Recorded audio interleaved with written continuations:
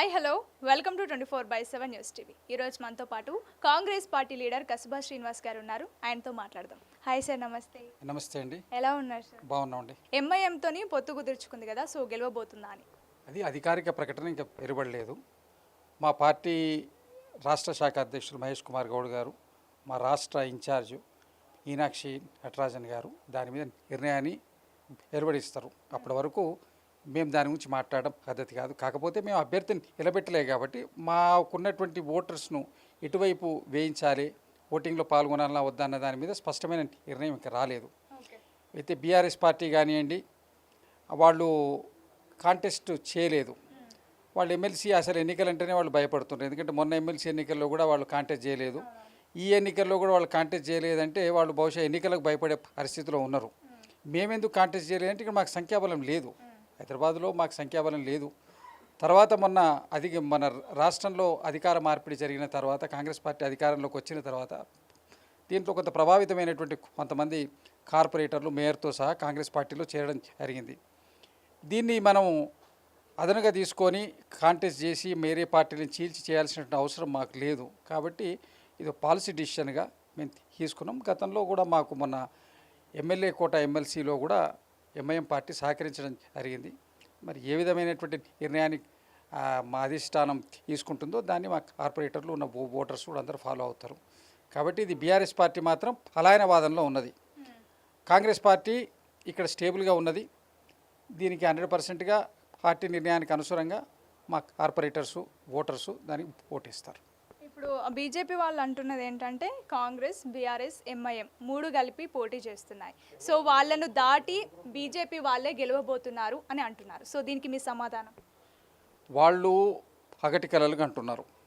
అది కేవలం ఏంటంటే ఆత్మప్రబోధంతో ఓటేయండి అని వాళ్ళు బహిరంగంగా మీడియా బేస్గా కార్పొరేటర్ల ఇళ్ల ముందు ఫ్లెక్సీలు పెట్టి మీరు ఆత్మప్రబోధంతో మాకు ఓటేయండి, మీరు హిందువులు కాబట్టి వేయండి అని ఎలక్షన్ కోడ్ ఉన్న సమయంలో మత ప్రేరేపిస్తూ వాళ్ళు అడుగుతున్నటువంటి దాన్ని మరి వేరే పార్టీల వాళ్ళు ఎందుకు దాన్ని, ఇప్పుడు కాంగ్రెస్ పార్టీ అంటే అధికారంలో ఉంది, మరి వాళ్ళు వేరే ఇప్పుడు బీఆర్ఎస్ వాళ్ళు కూడా దాని మీద కంప్లైంట్ చేయాలి. ఎందుకంటే వాళ్ళ ఓట్లే మేజర్ కాపాడుకోవాలి.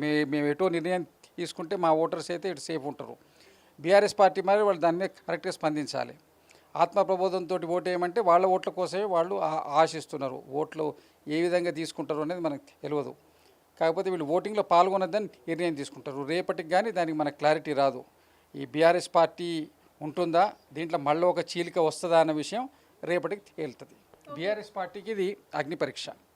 ఇప్పుడు బీఆర్ఎస్, కాంగ్రెస్ పార్టీలు పోటీ చేయట్లేదు కాబట్టి బీజేపీ పోటీకి బరిలోకి దిగింది. సో దీనికి భారతీయ జనతా పార్టీ పోటీలో దిగడానికి వాళ్ళకు కొంత సంఖ్యాబలం వాళ్ళకున్నది. కార్పొరేషన్లో లోకల్ బాడీ ఎమ్మెల్సీస్ కాబట్టి కొంత ఓటింగ్ శాతం వాళ్ళకు ఉన్నది కాబట్టి వాళ్ళు దిగిన ఆశపడిలో ప్రజాస్వామ్యంలో పోటీ చేయడం తప్పులేదు. బీఆర్ఎస్ పార్టీ ఒరిజినల్గా కాంటెస్ట్ చేయాల్సి ఉండే, బీఆర్ఎస్ పార్టీ మరి బీజేపీ పార్టీకి సహాయం చేయడం కోసం చేయలేదా, వాళ్ళు ఇది అంతర్గత. ఎందుకంటే మొన్న ఎమ్మెల్సీ ఎన్నికల్లో కూడా వాళ్ళు ఢిల్లీలో కుస్తీ, ఢిల్లీలో దోస్తీ చేస్తుంటారు. కాబట్టి మరి దానికి సన్నంగానే వాళ్ళు పోయి ఇప్పుడు మొన్న ఎమ్మెల్సీ ఎన్నికల్లాగానే ఇది అంతర్గతంగా వాళ్ళ ఆత్మప్రబోధంతో పోయి కార్పొరేటర్ ఎవరైనా ఓటేస్తారా, వీళ్ళు ఇచ్చిన విప్కి అగనెస్ట్ వేస్తారా తెలియదు. అది రేపటికి కానీ మనకు క్లారిటీ రాదు. ఇది కేవలం BRS and Bharatiya Janata party వాళ్ళ కలిపి ఆడుతున్నటువంటి నాటకం. ఓకే, ఇప్పుడు జపాన్లో రేవంత్ రెడ్డి గారు బాగా బిజీగా గడుపుతున్నారు. సో తెలంగాణకు ఎటువంటి ప్రాజెక్టులు తీసుకురాబోతున్నారు? చాలా పెద్ద పెట్టుబడులు తెచ్చేటువంటి ప్రయత్నం జరుగుతున్నది. అక్కడ జపాన్ ప్రభుత్వము, అక్కడ ఉన్నటువంటి వ్యాపార సంస్థలు కూడా సానుకూలంగా స్పందిస్తున్నాయి. రేవంత్ రెడ్డి గారు వెళ్ళారు. తర్వాత 2 రోజుల తర్వాత ఐటీ శాఖ మార్చులు, పారిశ్రామిక మార్చులైనటువంటి శ్రీధర్ బాబు గారు కూడా వెళ్ళారు.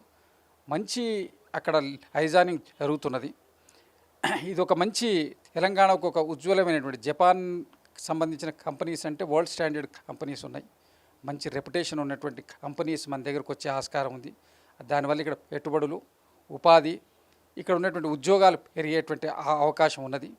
తెలంగాణను సర్వతోముఖాభివృద్ధి చేయడం కోసం ఆ ముఖ్యమంత్రి రేవంత్ రెడ్డి గారు, ఐటీ శాఖ మార్చులు శ్రీధర్ బాబు గారు చాలా అన్ని విధాలుగా వాడు కృషి చేస్తున్నారు. సఫలీకృతం అవుతారని, అవ్వాలని అందరం ఆశిద్దాం. Okay sir, thank you so much.